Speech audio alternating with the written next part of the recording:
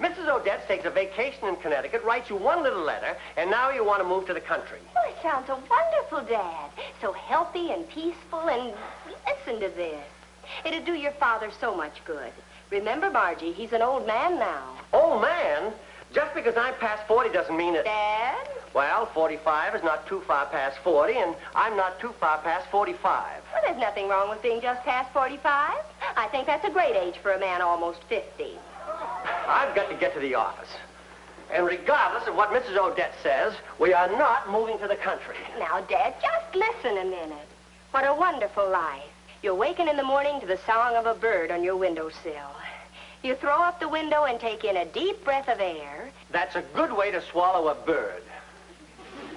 It sounds so wonderful, Dad. Why waste our lives in the city? The damp heat, the damp cold, the awful hustle and bustle, the traffic, the exhaust fumes. All right, have it your way. The city's swell and you're so young and healthy. Forget it. You really worry about your old daddy, don't you? I have to, because wonderful fathers like mine don't worry about themselves. You know, honey, when you were born, your mother didn't really die. She's right here inside you.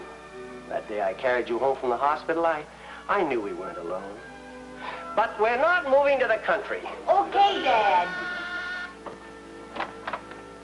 Morning, Mr. Albright. Morning, Margie. Hi, Freddie. And how is the pride of the unemployment office this bright morning? Oh, swell, thanks. We're having a little party next week. All the fellows who've managed to stay out of work for 3 consecutive months. Goodbye, Freddie. Dad. Bye, Margie. Someday I'll have that boy made into a bookend. Goodbye, Dad.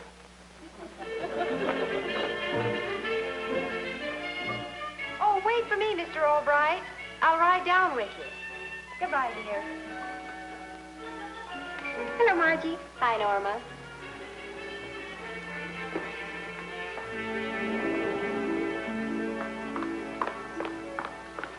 Dick, what's the trouble with you and Norma? No, let's not talk about it, Margie. Well, maybe I can help. Golly, I've known you kids ever since you were married 3 months ago. I know. And listening to your advice as I have on several occasions, I'm amazed my marriage hasn't wound up in a divorce court before this. Tell me, what's the trouble? Well, it's nothing you can help with, Margie. Well, it's just that after only 3 months of marriage, only 3 months, well, Norma's already taking me for granted. Oh, Dick, no. Yes. Well, this is the first day I've had off in 6 weeks. And instead of staying here with me, she's going down to her knitting class. Oh, Margie, help me, advise me. I don't want my marriage to break up. Oh, what am I saying? Forget the whole thing. Don't even think of helping me. Okay. But I do have an idea. Do you really have an idea? You're darn right I have. Norma'll probably hate me for the rest of her life, but I'll do it. For you and her. Now, suppose she thought her marriage wasn't so completely secure. I'll demonstrate.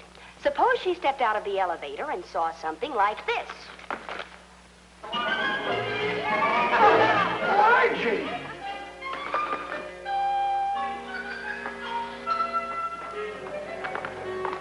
I thought you went home. Well, this is very difficult to explain, Freddie. You don't say. Fred, Dick and I are discussing something important, so would you mind leaving? Margie, I don't have very much, but all I have is yours. Come away with me right now. Be my wife.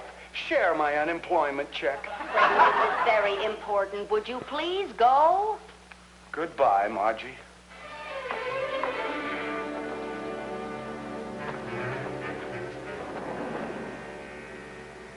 You should have explained to him. No one must know. They might give us away. Now, we've got to plan this thing. You mean Norma sees us together and thinks that maybe I'm kind of attractive to somebody else? Right. I know. We'll get Charlie to... Charlie who? Charlie the elevator operator. He can warn us when Norma's coming up. Then...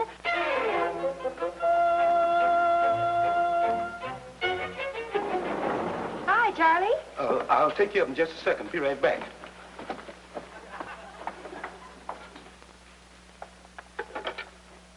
Give me Mr. Albright's apartment, please. Oh, Mrs. Calkins. Hello, Mr. Carson. I want you to know I'm one apartment manager who doesn't forget. I've got that sample of wallpaper for your apartment, if you'd like to see it. Wonderful. It's in my office.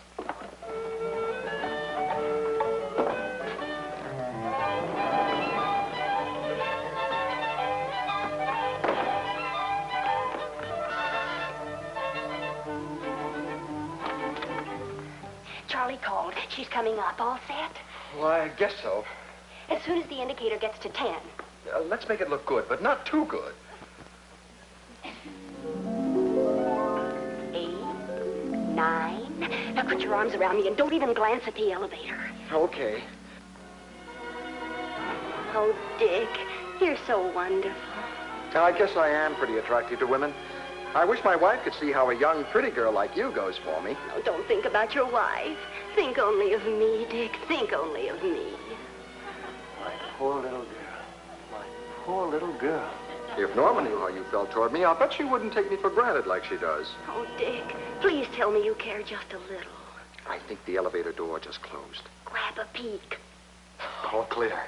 Swell. Now you go inside and wait for her to come back up. Oh, she's a wonderful girl. Didn't want to embarrass you in front of me. She sure is a wonderful girl. But I'm going to act real innocent, just like nothing happened. Hey, we better hurry. Thanks a million, Margie.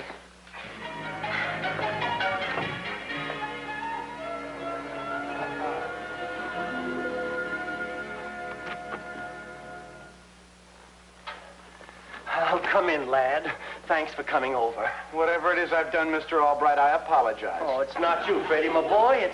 It's our little Margie. I had to talk to somebody, and I couldn't talk to her about it. It's too serious. You wouldn't guess what it is in a million years.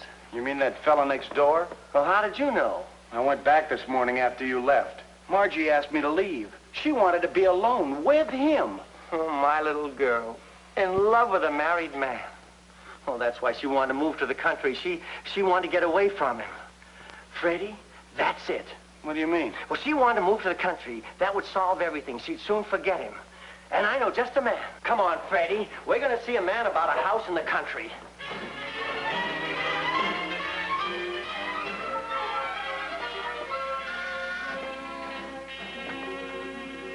Oh, Mr. Albright, what is it? Here's a blank check, Mr. Carson. This is an emergency.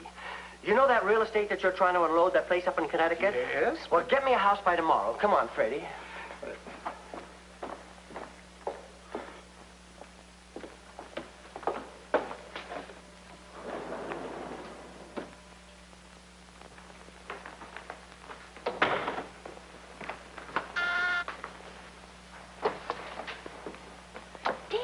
I've been waiting for hours to hear what happened. Well, it's the first chance I've had to get out.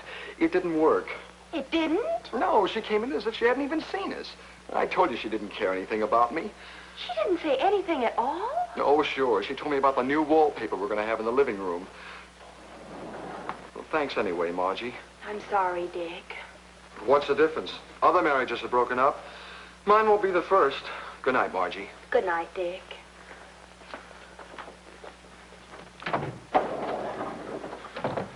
Don't try to stop me, Mr. Albright. I'm going to knock on his door, and when he answers, he's going to get a broken jaw. Come on, I'll knock on the door, and you get ready to break his jaw.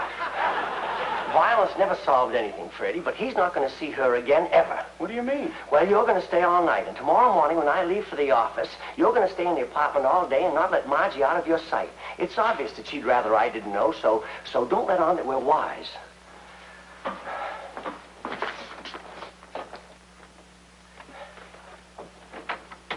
Dad? Yes, honey?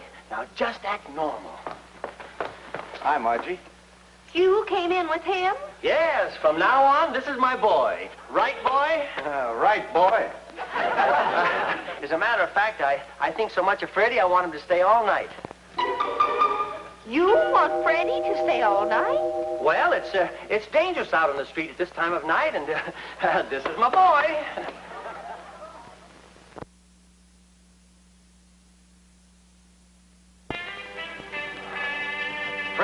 Freddie, wake up. I've got to get to the office. Oh, good morning, Mr. Albright. Margie. Margie will get breakfast for you, and I'll see you when I get back. You mean he's staying all day, too? He sure is. This is my boy. I'll get dressed. Hello. Oh, yes, Mr. Carson. Oh, wonderful, wonderful. This apartment? Oh, sure, let somebody else have it. Oh, thanks a million. Honey, get ready to move. Move? Ready to move what? Everything, lock, stock, and frock. I'll take care of everything at the office, and I'll be back as soon as possible. We're moving to Connecticut this afternoon. Are you kidding? Well, you said you wanted to move to the country, didn't you? Well, this afternoon, we move. Holy mackerel. But, Dad, you can't move that fast. Nobody can. Besides, I'm not sure I want to move now. We are moving to the country this afternoon, and that's final. Goodbye, honey. We're moving.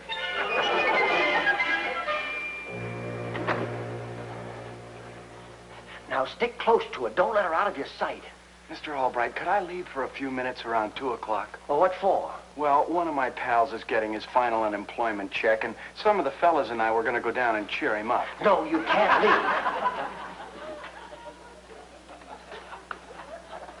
leave. Morning, Mr. Albright. Don't talk to me. And don't wait for me, because I wouldn't ride in the same elevator with you.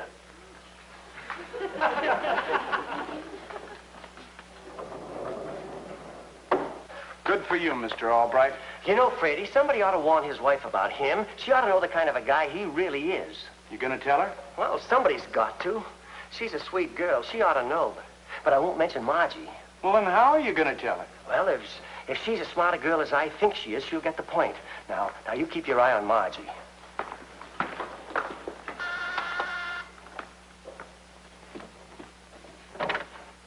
Oh, Mr. Albright, good morning. Dick's gone. I know. Norma, could I have a little talk with you? Well, certainly. Come in. Norma, there's something that you've got to know. Well, what is it? Well, this is a very difficult thing to say, Norma, but people are only human, and you can't hold it against anyone if he or she happens to fall in love with a married person. Well, I don't understand. Oh, I'm not trying to justify it or say it's all right, but it's happened, and I just hope you can work things out. Mr. Albright, you don't mean... I knew a smart girl like you wouldn't have to be told bluntly, but it's been nice knowing you. Margie and I are moving up to Connecticut this afternoon, and I had to let you know before we go. Goodbye, Norma. Goodbye, Mr. Albright. How did it ever happen? Mr. Albright's in love with me.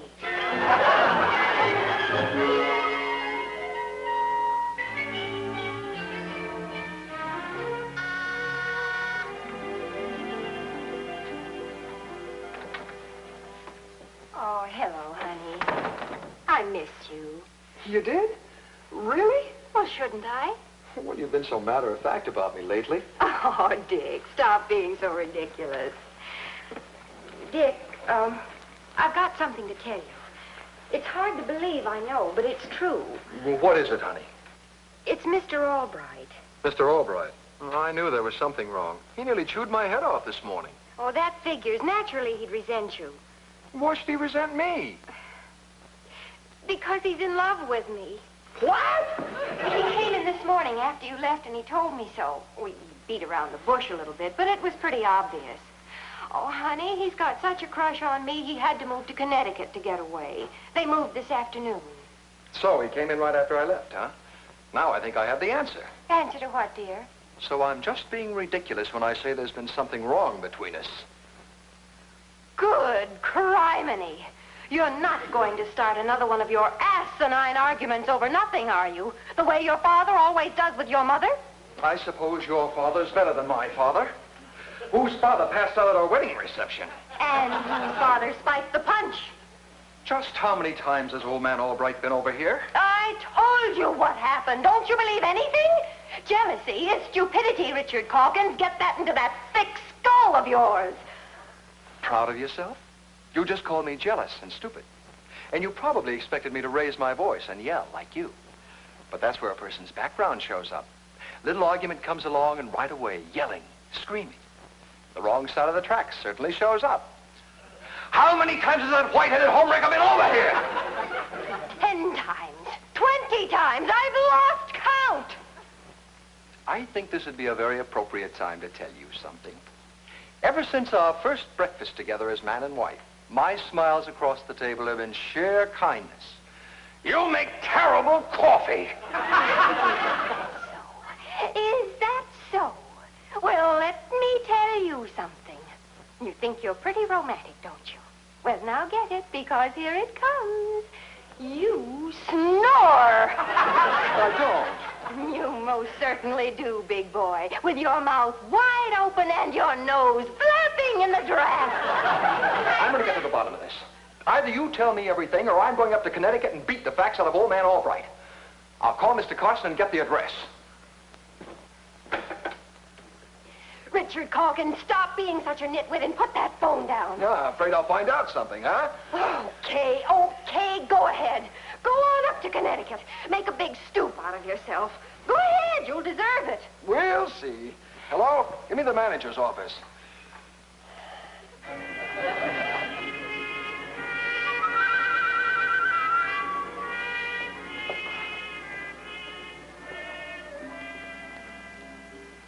Honey, how do you like it?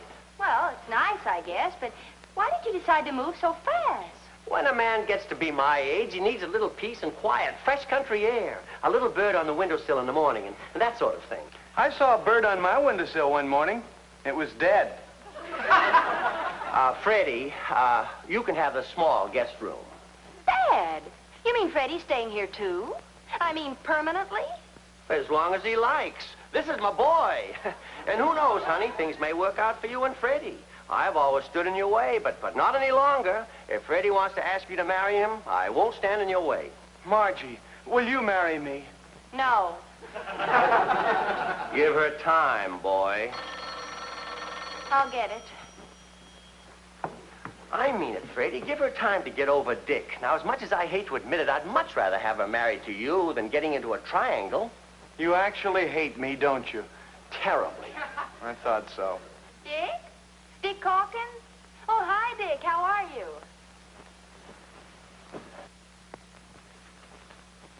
You want to come up? Well, of course, Dick, if you want to see me that badly. It's something pretty serious, Margie. Maybe you and I can talk it over before I mention it to your dad. Don't say anything to him about it. Thanks. Bye. Oh, wait a minute, dear. Who was that? Well, it was kind of personal. We'll talk about it later. Oh, sure, honey. I've got to unpack. How do you like that? He's following her up here. You gotta do something about him. I'll get Norma up here, too. Freddie, we're going to have a showdown. Get me long distance.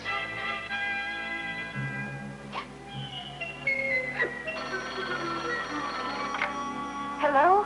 Hello, Norma. This is Mr. Albright. Your husband's on his way up here regarding that matter I talked to you about this morning. Yes, I know. Mr. Albright, what am I going to do? You catch the next train up here, and we'll have this whole thing out right in front of Margie and Dick. And me. Oh, be quiet.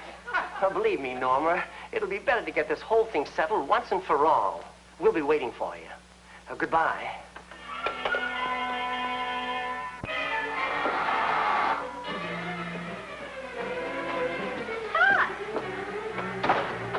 What's happened? What's this all about? It's about your father and my wife. That's why she's been acting the way she has.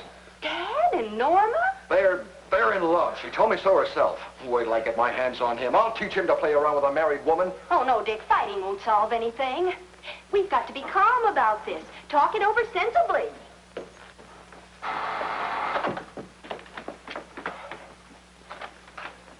Oh, Norma, I'm glad you got here.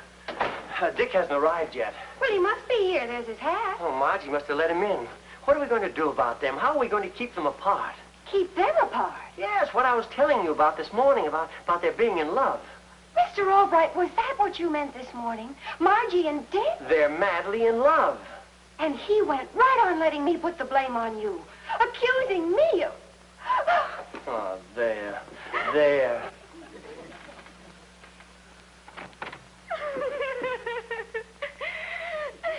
There, see?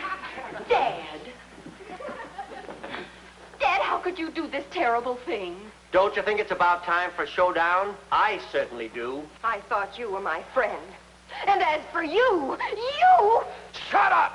You make horrible coffee. It's not as bad as your snoring!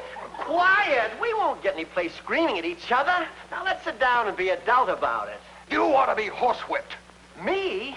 All I'm doing is standing up for what I know to be right. But you just happen to be up against the kind of a guy who believes in fighting for what he wants. Well, you can't have her. And you're up against the same kind of a guy. Oh, no, Dad, no. Dad, don't. No.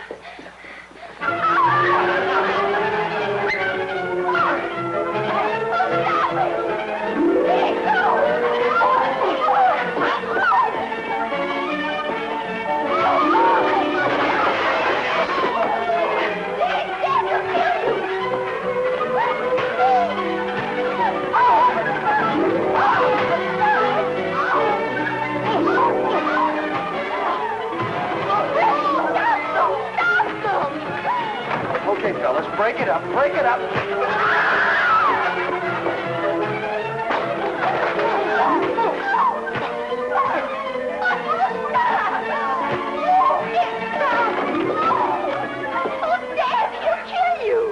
Don't worry about me.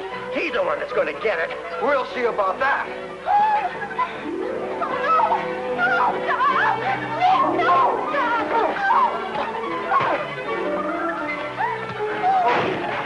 Break it.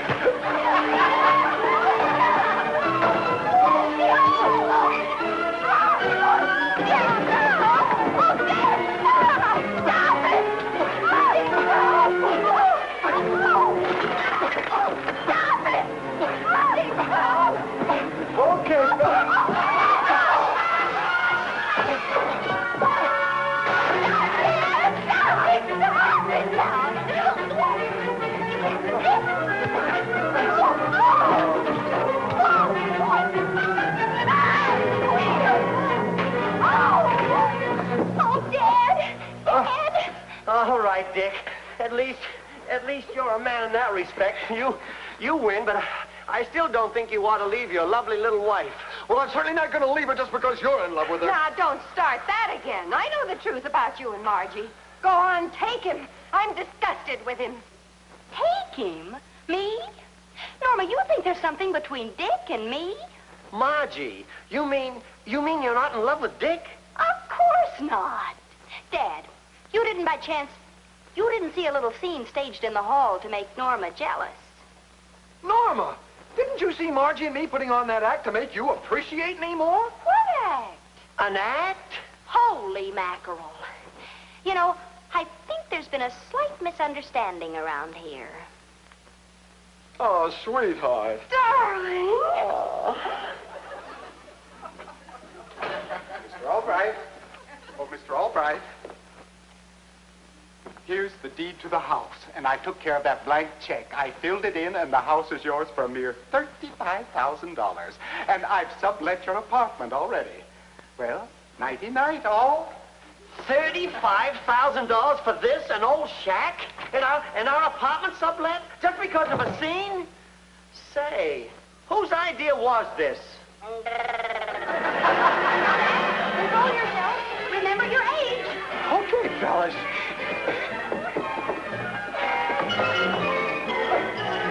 Oh, you and your bright ideas.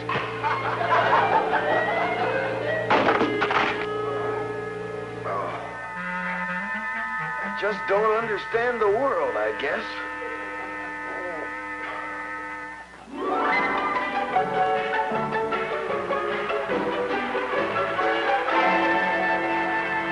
Well, Dad, it turned out great, didn't it? We got our apartment back. Sure, after I bought the new tenants off. And what about that house in the country? But you said Mr. Morton bought it back from you. Sure, at $2,000 less than I paid for it. Well, that's what I mean, Dad. Look at the wonderful reduction you'll get on your income tax. Well, that's my little Margie.